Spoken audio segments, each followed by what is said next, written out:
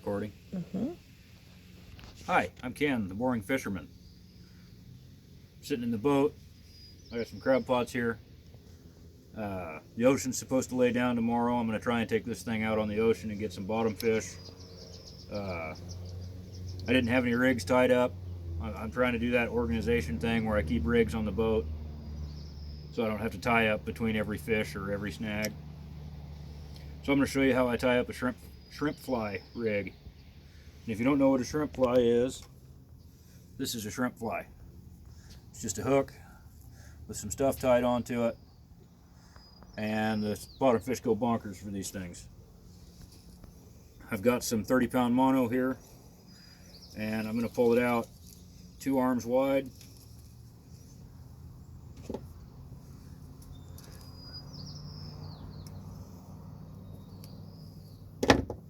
Pliers ain't very sharp.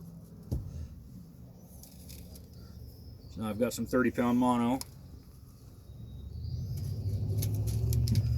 The first thing I'm going to tie on is going to be a swivel. Probably doesn't matter what brand or style. I got a bead chain on the end of my rod with a snap on it, but I'm going to put this swivel on. And I'm just going to use your basic fisherman's knot. I think that's what it's called anyway. That's what I've always called it. That's the one where your line goes through the swivel once, just like this. And I'm going to wrap it around like 5 times.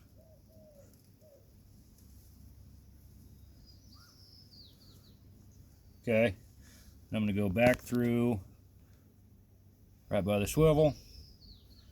And then I'm going to put it through that same loop that I just made with it. So it's going to look like that.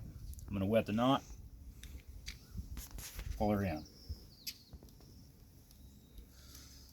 And then sitting here over my garbage can with my pliers, I'm going to cut the tag end. There's no better time to do it than now. These pliers suck. Okay, and then I'm going to go about this far down the line, and I'm going to make a loop. See that loop?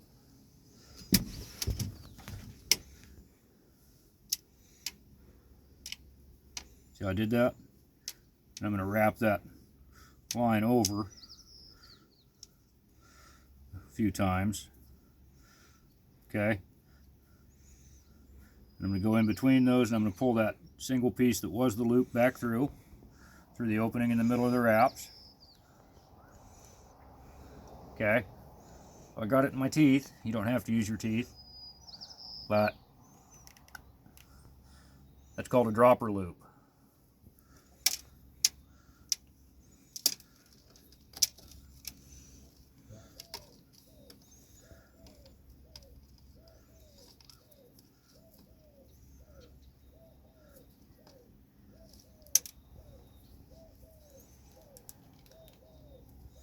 So now I've got 2 dropper loops. Then on the opposite end of this line from where the swivel is, I'm going to tie on this pipe jig. It's a homemade one. I don't know who made it,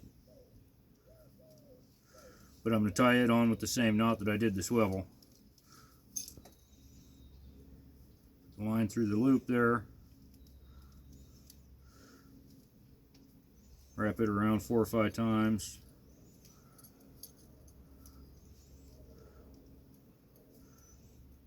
Back through and back through.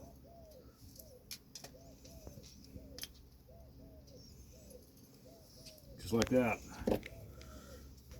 But wait, there's more. So now that I got that pipe jig on there and I have these 2 dropper loops above it, I'm going to squeeze this dropper loop, push it through the eye of the shrimp fly, and then push the shrimp fly through the loop and let it close up. I'm going to do that on both of these.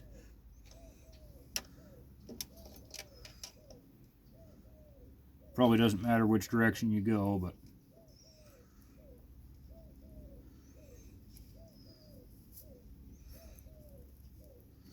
There it is. And there, it's a shrimp fly rig. Pipe jig on the bottom, might get lucky, catch a lingcod. And the sea bass will eat these. I've caught, most of my keeper lingcod have been on shrimp flies as well. Now I'll tie these rigs up the same as this, but with 3 dropper loops instead of 2. Then I'll just put lead on the bottom and fish with only the shrimp flies. Hopefully this will work out and I'll be able to get out across the bar tomorrow and get on the reef, and if I do, then I'll make a video and you guys can watch me catch some bottom fish. If you found this helpful or liked my video or anything else, then give me a thumbs up, a subscribe if you haven't already, and we'll see you next time.